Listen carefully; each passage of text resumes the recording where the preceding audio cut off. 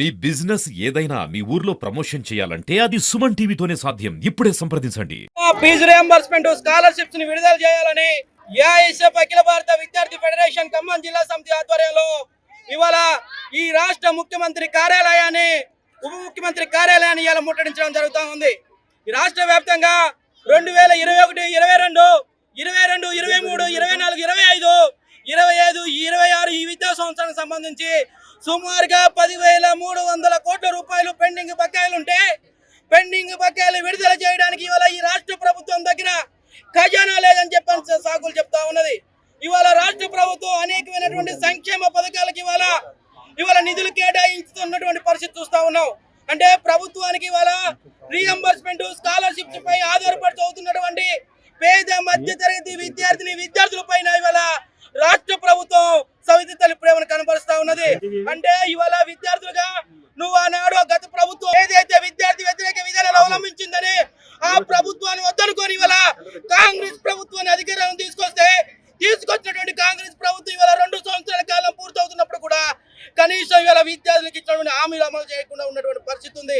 అంటే ఇవాళ పేద విద్యార్థులను ఇవాళ మరింతకి విద్యకు దూరం చేసే కుట్రలో భాగంగానే ఇవాళ రీఎంబర్స్మెంట్ స్కాలర్షిప్స్ ఇవ్వట్లేదు.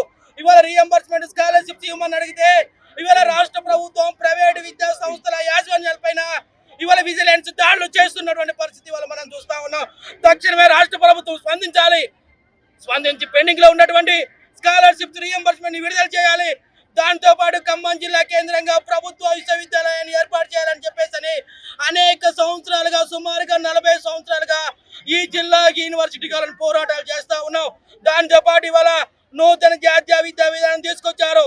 ఇవాళ నూతన జాతీయ విద్యా విధానం 2020 అనే విధానం తీసుకొచ్చి ఇవాళ పేద మధ్య తరగతి బడుగు బలహీన వర్గాల విద్యార్థులకు ఇవాళ విద్యను మరింత దూరం చేసే కుట్రలో భాగంగానే ఇవాళ రాష్ట్ర ప్రభుత్వం కూడా ఇవాళ న్యూ ఎడ్యుకేషన్ పాలసీ అమలు చేస్తా ఉంది. తక్షణమే రాష్ట్ర ప్రభుత్వం నూతన జాతీయ విద్యా విధానానికి వ్యతిరేకంగా అసెంబ్లీలో తీర్మానం చేసి కేంద్ర ప్రభుత్వం సిఫార్సు పంచకపోతే ఏఐఎస్ఎఫ్ ఆధ్వర్యంలో రాష్ట్ర వ్యాప్తంగా ఆందోళన కార్యక్రమాలు ఉధృతం చేస్తాం.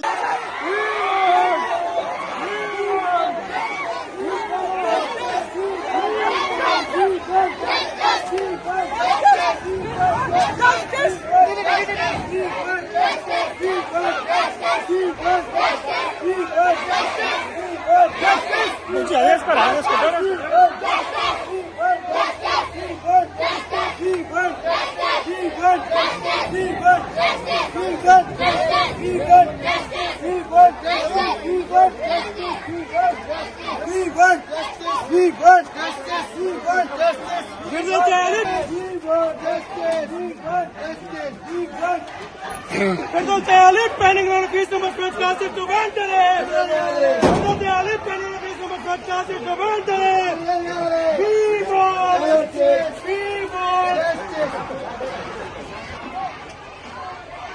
We want justice!